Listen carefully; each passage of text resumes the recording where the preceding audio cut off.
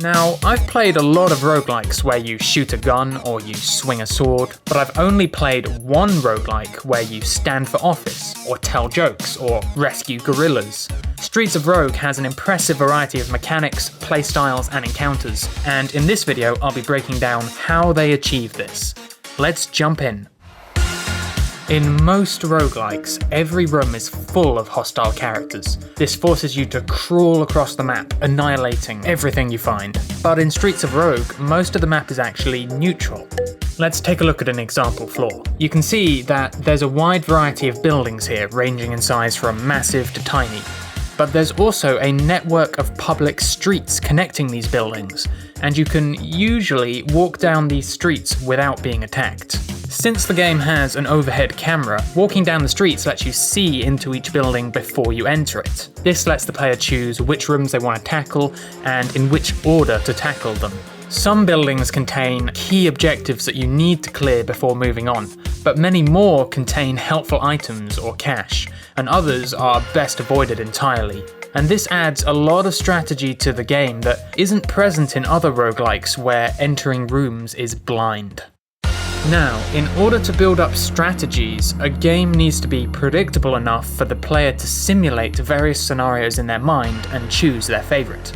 For this reason, Streets of Rogue has a clear set of character aggro rules. Red doors indicate that every character inside that room is hostile and will attack on sight. In addition, hurting somebody, stealing from them, or destroying their property, even accidentally, will make them go hostile. These rules are simple enough that the player can easily remember them all, but there's also a lot of wrinkles and caveats lying just beneath the surface. In most games, the enemies are all on the same team, and once aggroed, they'll gang up on you. But in Streets of Rogue, every character has an alignment to every other character. This means that if you can trick one character into harming another, you'll set those people against each other. This is most obvious in street brawls, where bystanders end up getting accidentally hit and then drawn into the fight. On top of this, characters can only associate actions with you if they have direct line of sight. This means that you can, for example, blow a hole in somebody's wall without them turning hostile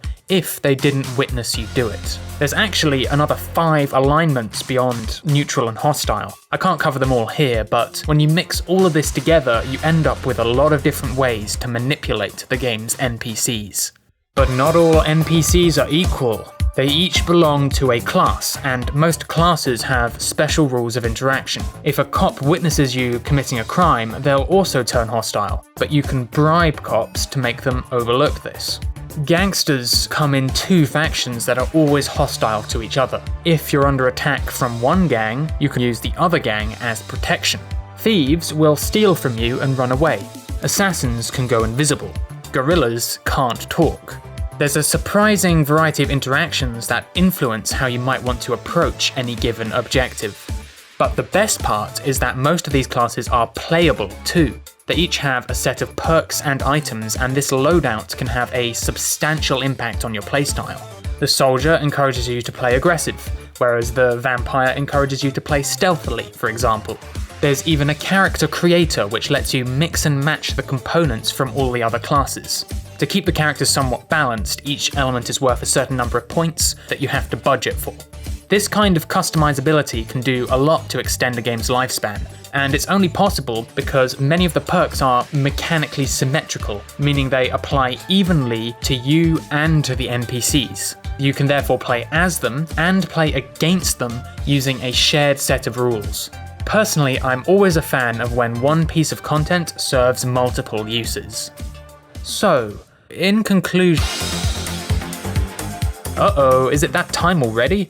Normally, Streets of Rogue encourages careful planning and tactical play, but each zone ends with a disaster floor where a major gameplay modifier applies. There might be a zombie invasion, or a riot, or a killer robot hunting you down. These disaster modifiers take away the luxury of time, forcing players to act decisively. This inverts one of the player's top-level heuristics. Plan it out becomes just do it now, and that change has ripple effects on the rest of the strategy space.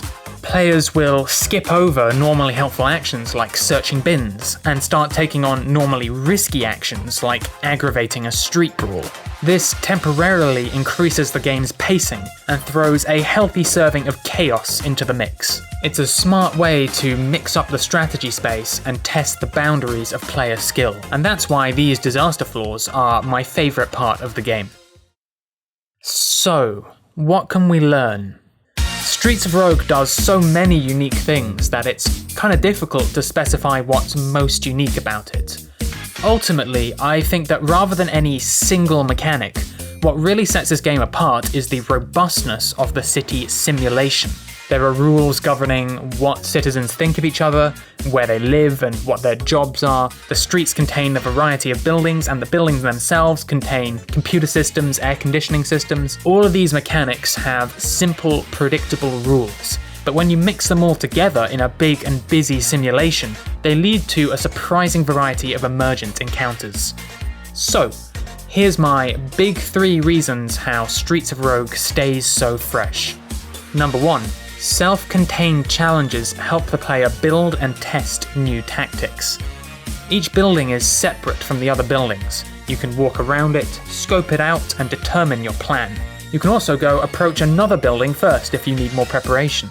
Number 2. Modifiers occasionally mix up the strategy space, forcing players to adapt. The disaster modifiers add an extra source of danger to some levels, and this pushes players out of the safety of their default strategies. The best modifiers are ones that impact the game's top-level heuristics, like transforming stealth gameplay into action gameplay. Number 3. Symmetry between the player and the NPCs opens up a lot of different playstyles. Many of the perks that apply to the player can also apply to NPCs, and this lets players experience being on both sides of a mechanic. This one in particular is something that I'm a big fan of. In my own roguelike game, Patch Quest, you have a lasso that lets you mount and ride every enemy type in the game. When riding a monster, you can also use all of its skills. To achieve this, I made the rules affecting the player and the NPCs as symmetrical as possible, so that every ability can be equally applied to both. As always, there's a whole lot more I could say about Streets of Rogue, but this video will have to leave things here. If you want to see more game design videos in the future, don't forget to sub. And if you want to learn more about Patch Quest, you can check out the video devlog. I'll also be releasing a free demo of Patch Quest at the end of this month, so stay tuned for that too. That's all for now, thanks for watching.